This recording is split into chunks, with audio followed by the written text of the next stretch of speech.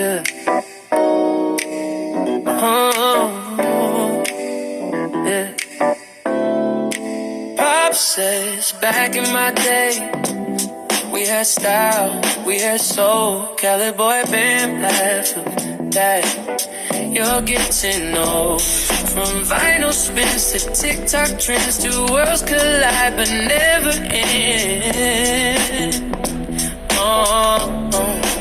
Everything from X to Y, generations meet. Time flies by, yeah, time flies by. Pops and bears, they're the vibe. Yeah, laughing through the years, side by side. Yeah. Everything from X to Y. What's up, fam? Welcome to the latest episode. My name's Pops. Bam! This is everything from X to Y, where two different generations try to navigate the world and talk about whatever comes to mind.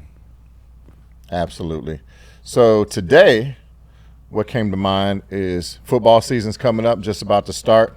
So I know we're going to argue on this one a lot, but Okay. Yeah, for sure. we're going to be talking about top 5 quarterbacks of all time in the NFL, top 5 running backs, top 5 wide receivers. Yes, That's what we sir. got. So where you want to start at today, Ben? Let's see on my list. Let's start off with running backs. Running backs. That was kind of the easy one Yeah. for the most part. Yeah. All right. So who you got in your 5 spot? so we're doing it actually with because I didn't put it in any order. I just put my You got to put it in order. It's got to be. Put it in order. Yeah, you can't just name 5 people and move on. So on my list, in the 5 spot, I got Walter Payton. Okay.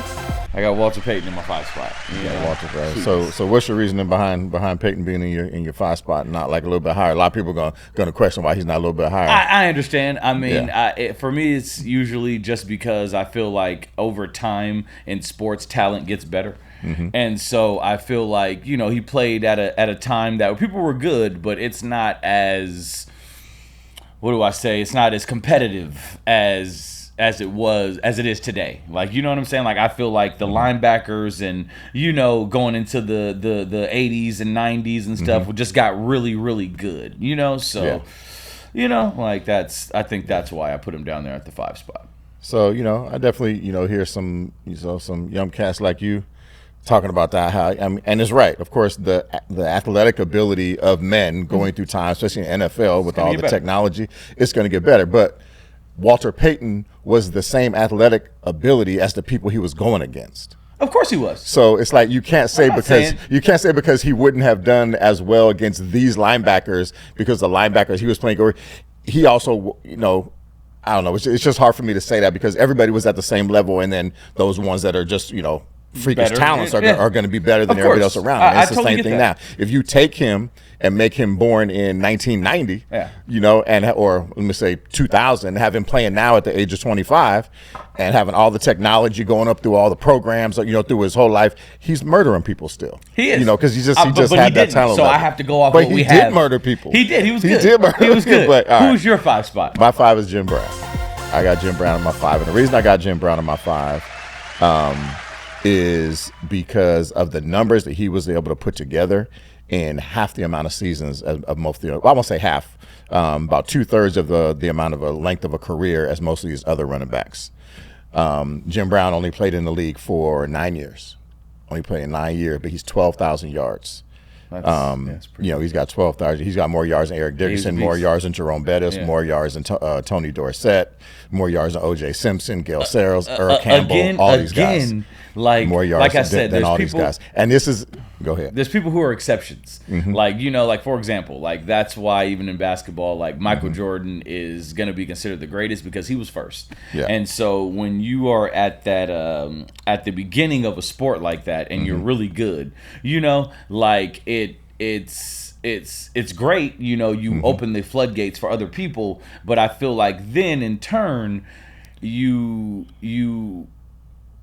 can now be topped. You know what I'm saying? Like you can now be topped. That's going to be that way in anything. That's going to be a music. That's going to be a movie. So you can't discount what somebody did just because it was long term. Because the level of athlete he was playing against at that time was at the same level that he was. Now he was better. He was better. But that's the same thing now. There's good athletes and there's ones that are just superior athletes and they're much better than everybody else. What it is that the gap isn't as wide anymore. So what I'm saying is that he's playing against athletes at that time. Like I said, he was an exception for his time. So what I'm saying is that you might have had one other player on the other team, like another linebacker who could actually maybe stop him. Everybody else was getting ran over. Like, you know what I'm saying? Like that's what I'm talking about. Like it's that's what matters to me is the fact that, you know, the overall talent, you know, like I feel like bench players today would be starters at that time in the NFL. Like, you can't say that, but of course that's going to be the case because they have been bred to play football since middle school nowadays. Jim Brown probably didn't start playing football until high school or going into college. It's different. He didn't have all the program. He was going to public school. He wasn't going to academies. He wasn't going to 15 different football academies, you know, all year long. And, you know, and the diet and the level of, so you can't say because they were, you know, it's just anyway. That's just and for me it's just athletic ability. So for example, like when it's just football is really just all about athletic ability. Like there's catching and there's throwing, but outside of that, it's just all athletic ability. When something like basketball, like to score, you have to like literally do a skill every time. You have to shoot the basketball into the basket. You know what I'm saying? But with football, it's all that. You could just hand somebody the ball. If they're faster and stronger, they're gonna score a touchdown. Like, you know, in that aspect. True. Not if you don't have a good offensive line. Well, true. Not if you True. Well, I'm just saying. Well, we're saying if you're on the 1 yard line, whatever the case may be, like it doesn't take a lot of skill to be a football player. It's mainly athleticism. Like, you know, like for me, basketball is a lot of skill. You could be extremely athletic but be terrible at basketball because you don't have the skill to make the. You know what I'm saying? And well, so maybe at the right. You're talking about skill. I mean, you could be a running back. I mean, and somebody can be fast and they can be strong. That don't mean they're a good running back. They don't have vision. They might not have the vision. That's learned. That's a skill. You're not born with vision. You're not born with learning how to read a defense. You're not born with, you know, I mean, you know, with that how to, you know, I got to find the right hole. You're right. You know, you're not born with that discipline to become great, to discipline your body, to like these are all skills that are learned. True. Now, you know, your body and your athleticism but a lot of that is also because Jordan wasn't the greatest athlete in the world. Kobe wasn't the greatest natural talent in basketball. I know. Yeah. You know, they had to work for they had to work their asses off for it. That's why I was arguing with the LeBron, Kobe, and Jordan things because they had to work for it. LeBron was born with his athletic ability. So I get that. We're not going to get into NBA. No, that's a whole different topic. I get that. No, for sure. All right, but I'm just saying. We'll get off of number 5. All right. Okay. All right. So I'll go first this time. So number 4, I got Emmitt Smith. Okay. I got Emmitt Smith at number 4. A lot of people question, you know, the teams that he was on, all the talent that was around him, and you know, and he was in the league so long. That's why he, you know, had those yards. That's true. I mean, Kobe played 20 years. You know, LeBron's now in 22, 23 years. So I'm not going to discount just he played for a long time. True. In order to be able to do that, you had to be disciplined. You have to keep your diet up, keep your body in shape.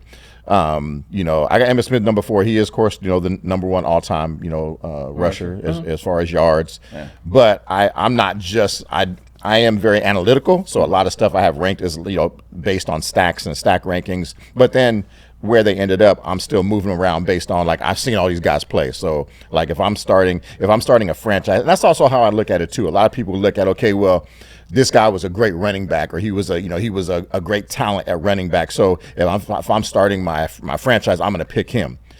Yeah, maybe if I just have one season, I'm going to go with whoever the best actual physical talent was a running back. But if I'm building a franchise and I want this guy with me for the next 10 to 12 years for my franchise, then I look at it a little bit differently.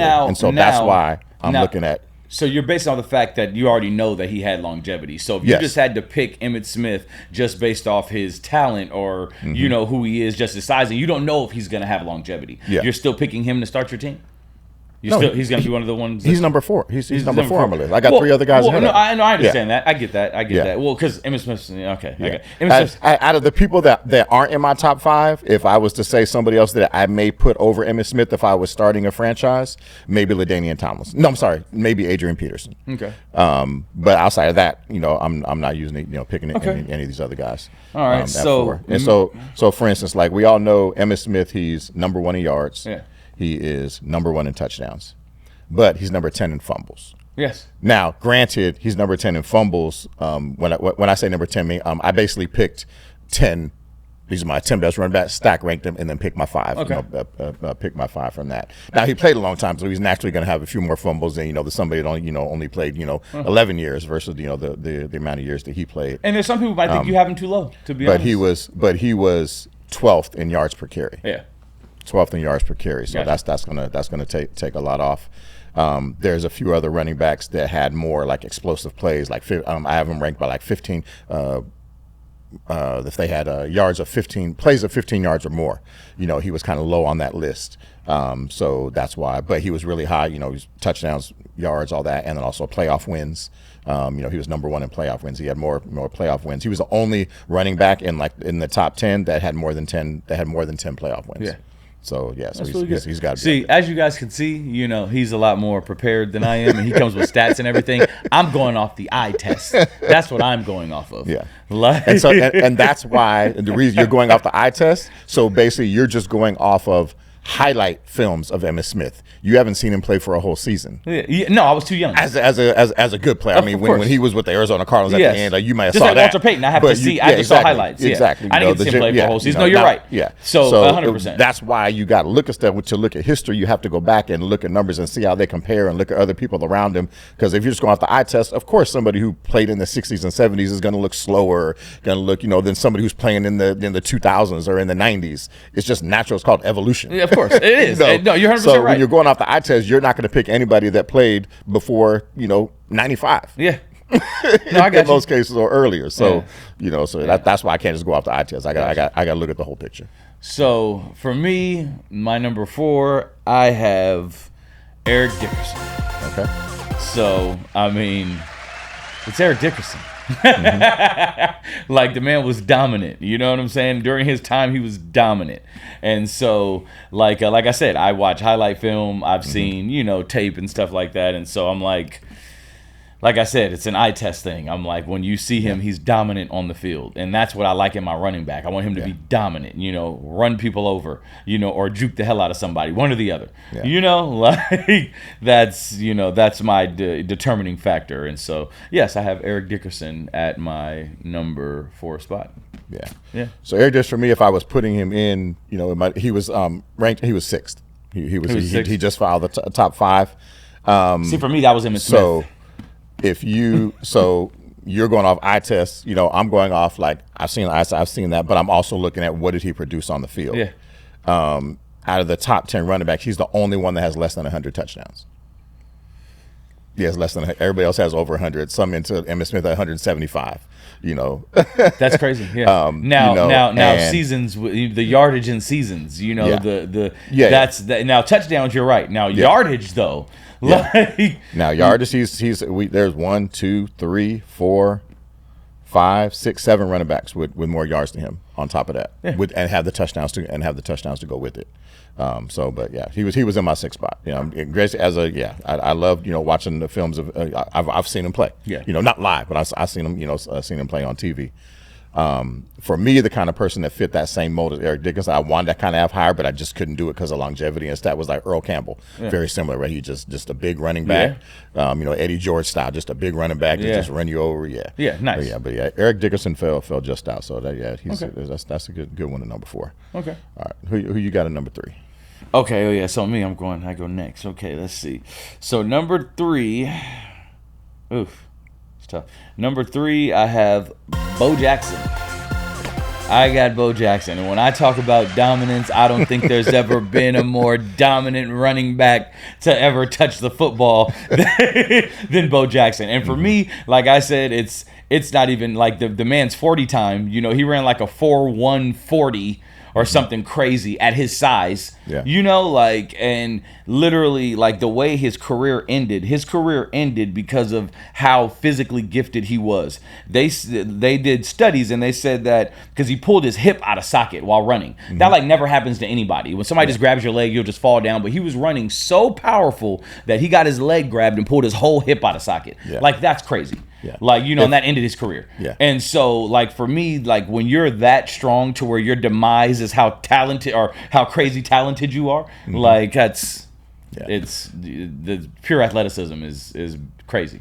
Yeah. Now, and technically, it really wasn't the injury; it was the medical availability at that time. Yes. The reason that he didn't heal from it, because people will heal from that, is because there was a nerve or something caught up in there that they couldn't detect or didn't know back then. They determined it later. That's why he was never able to heal and come back.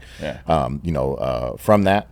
Now, when you say that he was dominant, are you talking about meaning he could run people over? Like, when you say dominant, dominant both. in Like, what way? for me, when it's like when you hand him the ball, like you think he's going to score a touchdown almost anytime he touches the ball. When other running backs, they might be good. Like, for example, like Emmitt Smith. Like, I don't think every time Emmitt Smith touches the ball, he could break it for a touchdown every time. Now, he'll gain you the yards to get upfield what you need, but for him just breaking it, or even like a Marshall Faulk, like, I don't think he touches the ball, and every time he's going, you know, he's going to the house. But Bo Jackson, every time he touches the ball, you're like, this could be a touchdown right here, you know? And so, and I think that's what it is for me. Like, it's just the dominance of he can juke somebody, he breaks tackles, he's fast, he's, you know, like, and not to mention, if we're just, the man also played baseball, and, you know, threw a ball from the track all the way to home plate. Like, you know, like, just the pure athleticism is phenomenal.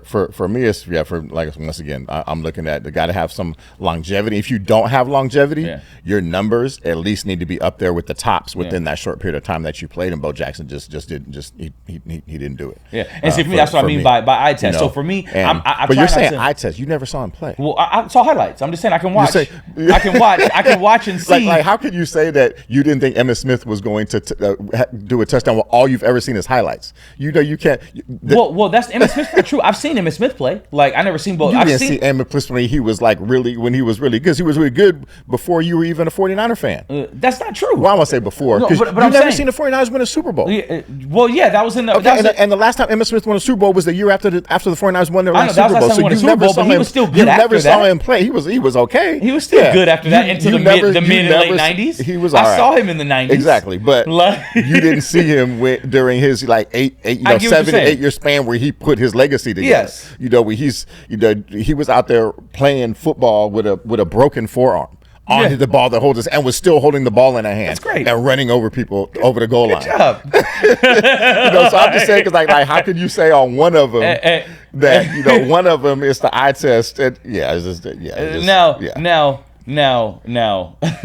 So just for me, even if you go watch Emmitt Smith highlights, like, you know what I'm saying? Like, it's, for me, I'm not like wowed by watching him score a touchdown. I'm wowed when Bo Jackson runs over 3 people to score a touchdown. I'm wowed when Barry Sanders jukes 5 people to make a touchdown. Like, you know? And so that's what I'm talking about as in the eye test. Like, I'm not going to knock him because injury derailed his career. And, you know, I understand. Like, things happen. There's, you know, but for the time he was there and in the amount of time, he was dominant in the time that he was there. Dominant for that time. That's all I'm saying. Yeah. Like, and I agree with that. I just can't put somebody who was dominant for a short period of time, because, well, if they would have played 15 years and they would have been like that for 15 years, they would have been.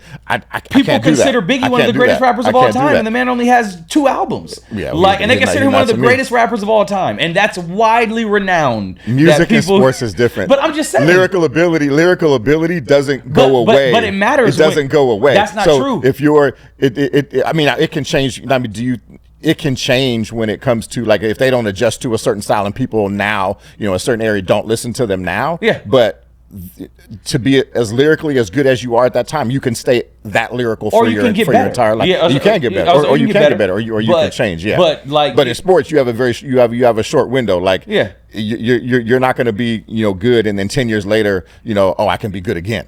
No. I get what you're saying. No, So you can't compare music and sport. I'm just saying in general when it comes to longevity. People also will say Jay-Z's the greatest because of longevity, not necessarily because he was the greatest, lyrically or the greatest storyteller ever or the greatest whatever ever, but longevity gives him, his credibility, in music, and so longevity still matters, it does if you're considering greatest of all time in music. So that's why I'm saying that even if you only had a short window and you dominated, that matters. It just showed that you were leaps and bounds above everybody else at that time in the league, which is the best in the world. Yeah. So that's why I put him in there.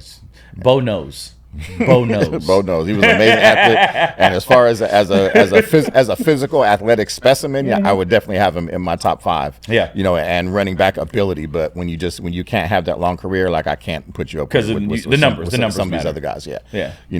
So that's just I'm looking at this as who am I gonna, based on what they did, who would I want to have their career on my team for that same period of time. So that's kind of how. Me is more like you said, I'm drafting a team and I'm picking the best player to help me to try to fantasy football to win a Super Bowl. You know what I'm season. saying? I'm picking them. That's different. That's different. And honestly, I think that's how I'm picking them. And that's I'm just picking the most top 5 NFL running backs of all time. So Yes. that's NFL. It's not just top the best athlete of all time or best running back talent. It's different for me. No, I get what you're saying. Okay, I understand that. Okay, so all right, so what is go with that. So at number 3, who you got? I got Marshall Faulk.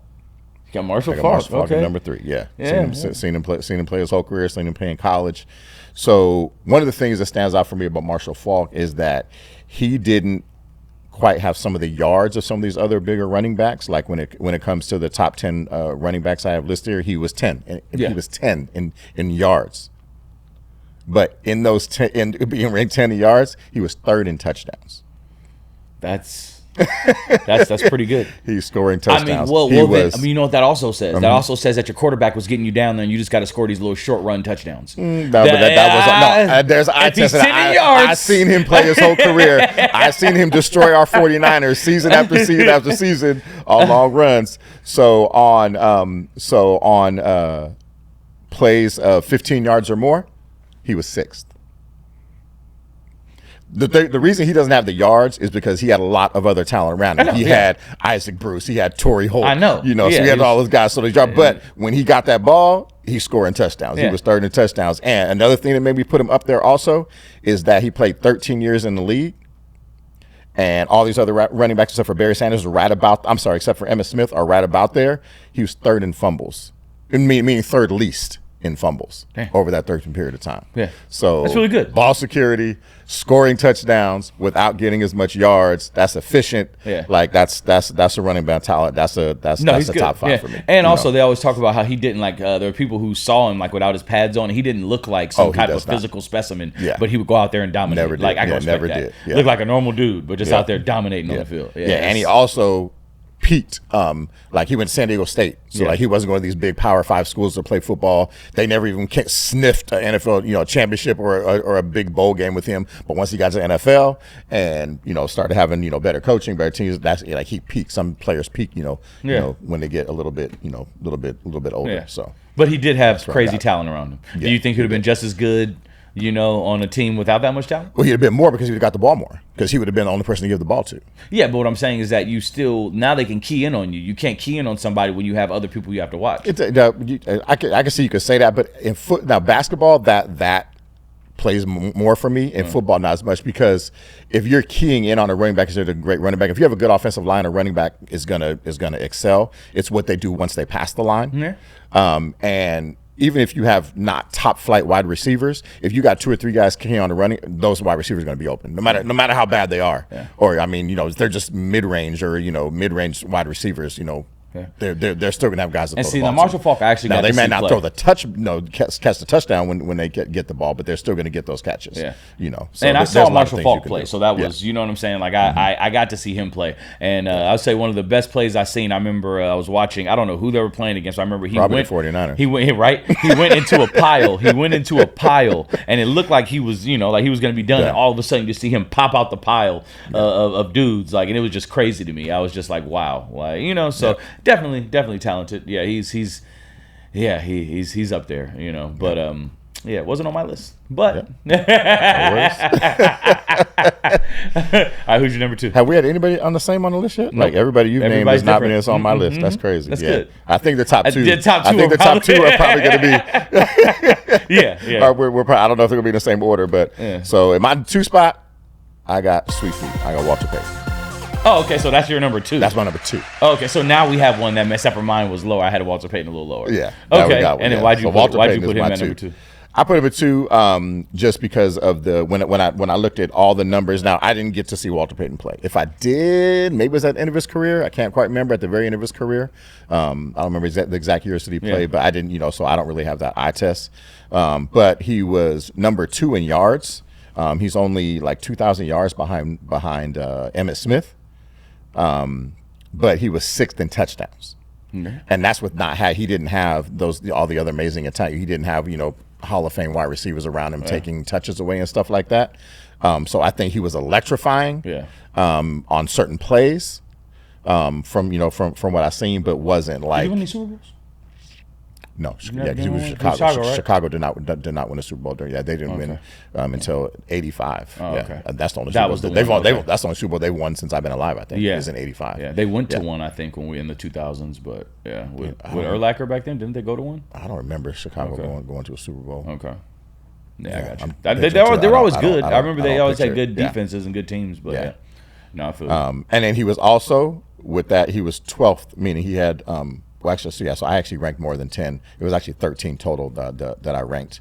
But so out of actually looks like 13 that I ranked, he was 12th in fumbles. Oh, okay. Yeah, he was 12th in fumbles. So that's too many. Yeah, too many for me. And then he was 10th in yards per carry. Got you. Yeah. Okay. So. Yeah. He's one of he had longevity, so I could put him on he was a great running back talent. But when you look at and he played for a good amount of years, but then we just look at all the numbers outside of yards where he was number 2, everything else to have that many yards, I think you should be higher up on these and to play the years that he did, you should be a little bit higher. You should be a little bit higher on the list. Yeah. Yeah. Okay. Yeah, because he played 13 seasons, which is just about par with everybody else, other than Emmitt Smith and Adrian Peterson, who both played 15 seasons. Yeah. I feel like people are gonna like your list better. It's more practical. But if you like highlights, you're gonna like my list.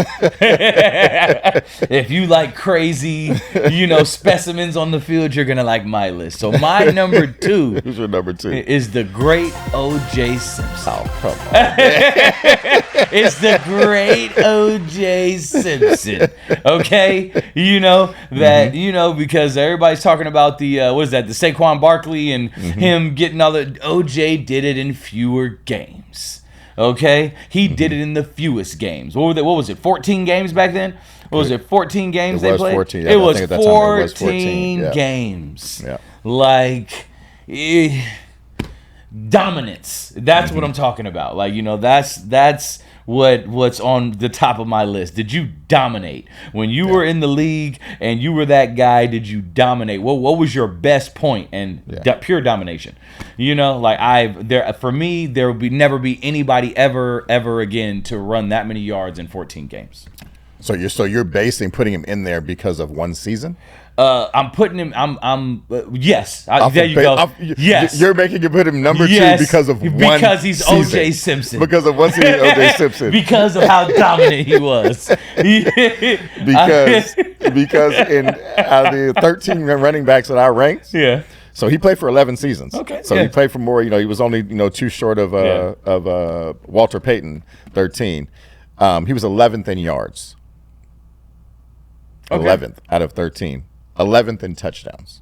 Okay. So I'm not putting somebody in my top 5 because they had one great season. I can't put them in my top 5. Hold on. They had one great Legendary I can't season. do it. It's not just great. That season was legendary, sir. So if it was going into the Hall of Fame, you got to have, Hall of Fame career, and then they got a whole section that's like a Hall of Fame season. Now, don't get me wrong. O.J. Simpson was a great running back. Like you see him play, but once again, you never saw him play. I never saw him play.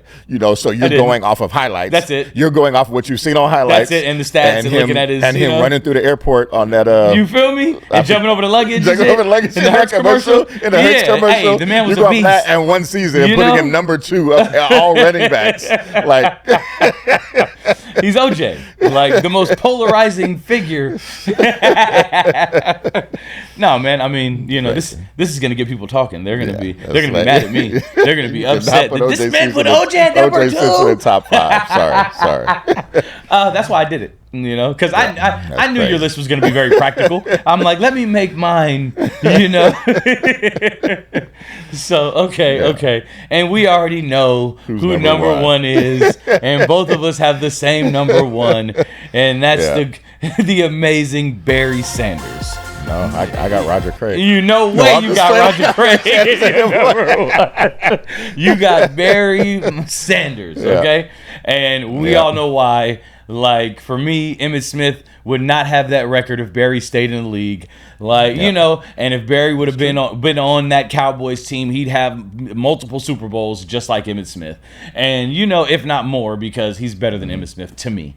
And so everybody knows that Barry Sanders is a better running back. I mean, Barry Sanders is a better running back than every running back that we talked about that's ever played in the NFL. Yeah, so, for sure. Like, we can't try to put down Emmitt Smith because Barry Sanders is better. He's just better. Yeah, he's just better. No, you're right. There's nothing you can do about it. I understand that. There's nothing you can do about that. So yeah, Barry's a beast. So Barry played 10 seasons. Yeah.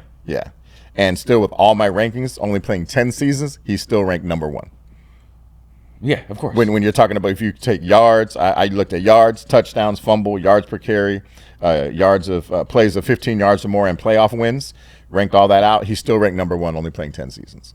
Yeah, only 3,000 yards behind Barry Sanders. I'm sorry, behind Emmitt Smith, which is like 2 seasons. Monster. Barry Sanders played 10 seasons in the league. Oh. All right. And when I still ranked him out on all the things that I ranked on, yards, touchdowns, fumbles, yards per carry, plays of 15 yards or more, playoff wins, he's still ranked number 1 in 10 seasons. Yes. Still ranked number 1. Good. Only 3,000 yards behind him. See, this is why I'm glad you got all the stats, So even when I picked my play, you'd be like, well, his stats were this. That's nice. I still picked him. Yeah. And he did that. And guess how many playoff wins Barry Sanders had? No, he only had 3 or something like that. One, right? I knew it was really low. I knew it was really low. Only had 1 playoff win, so he didn't have the that's 13 more games right there off the bat that Emmitt Smith had just from playing in the playoff games, and he was number 1 in number 1. And that's kind of tough to count because his team was terrible. Yeah, no, but that's what I'm saying. That's actually it's a positive for him because he played in 10 seasons. What a terrible team. But none of them counted. I mean, only 1 playoff game. So he didn't get all the extra games that the other guys got in the playoffs. And still was ranked number 1. 10 seasons, still ranked number 1 in plays of 15 yards or more. Damn. In 10 seasons. With still 1 ranked, playoff win. With 1 playoff win. That's in 10 seasons. Yeah. So hands down, Barry Sanders, number 1 running back of all time. For sure. Yeah. All right, guys, give us a break. We're going to take a little break. Bam's going to do a little smoke. I'm going to do a little drink. We're going to come back and we're going to do I don't smoke. top 5 I know what you're talking about. wide receivers.